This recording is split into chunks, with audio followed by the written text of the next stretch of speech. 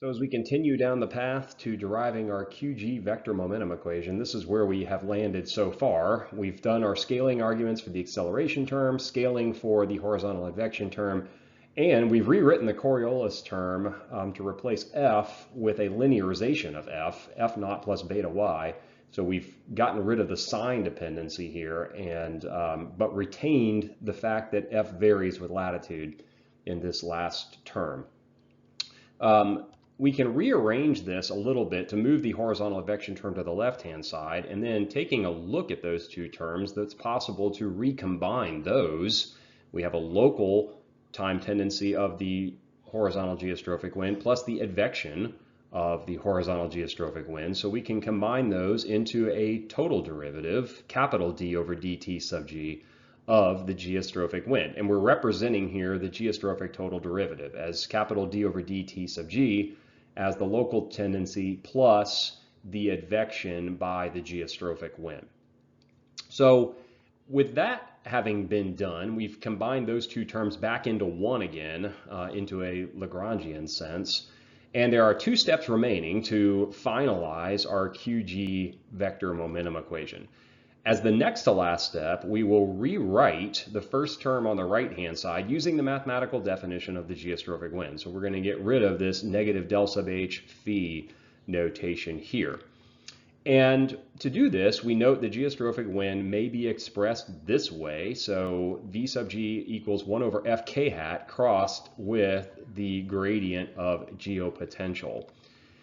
It is possible to write this slightly differently. Instead of writing f, we can substitute f naught, and we can use the subscript h on the gradient here as well to indicate that we're interested in the change in the geopotential in the horizontal direction, which is along a surface of constant pressure.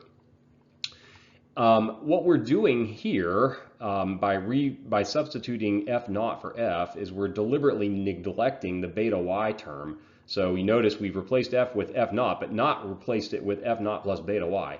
And we're ignoring the beta y term here such that the geostrophic wind is exactly non-divergent. This will be convenient and will very much help to simplify the QG vorticity equation when we get to that point. But it does mean that we can only use this relationship over a fairly narrow range of latitudes where f doesn't change too much, because we're using a constant value of f here in expressing the geostrophic wind and not allowing it to vary by latitude. So to do what we're setting out to do here, which is to rewrite this term here using the mathematical definition of the geostrophic wind, we recognize that in this v sub g equals equation right here, that the cross product is a form of vector multiplication. And so we can resolve this expression for the horizontal geostrophic wind. We can solve this for negative del h phi by just rearranging the cross product a little bit. To help visualize what we're doing here, I just constructed a little easy schematic here, kind of a northern hemisphere, typical mid-latitude scenario where geopotential is larger to the south and smaller here to the north as heights decrease northward, which is typical in the northern hemisphere mid-latitudes. So looking at this expression, if we're looking down on this from space, we recognize that the vertical dimension, k hat, would be coming straight out of the screen at us.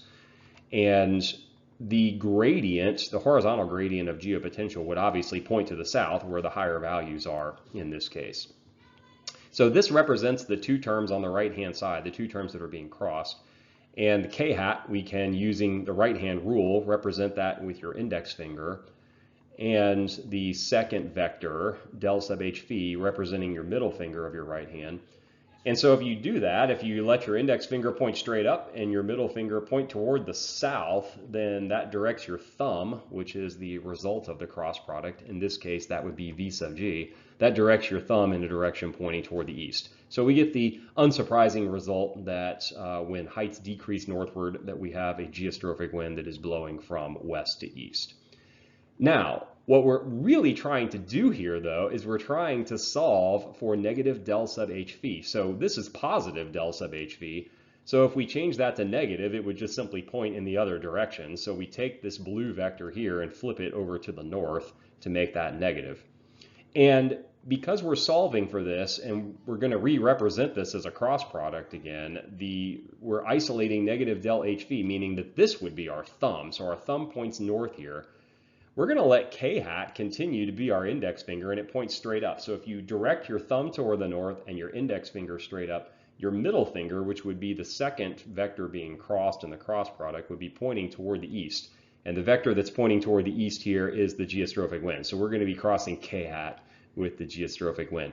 So the last thing that we need to do to finish this substitution is to figure out what's the coefficient on k hat here. Before, it was 1 over f naught. However, we're solving for this term. We're solving for del HV, which would involve, since this is multiplication or a form of multiplication, would involve multiplying the f naught to the other side. So instead of 1 over f naught, when we multiply f naught over, we're just simply going to get f naught by itself. So instead of 1 over f naught k hat, we now have just f naught k hat for our coefficient on k hat in the first term of the cross product. So with all of that having been said, we now have our geostrophic total derivative of the horizontal geostrophic wind on the left. This is our acceleration term in the Lagrangian sense. We have replaced now this geopotential gradient term here on the right-hand side with this notation that we just wrote, f naught k hat cross v sub g. And we have carried through our Coriolis term where we've replaced f with the linearization of f naught plus beta y.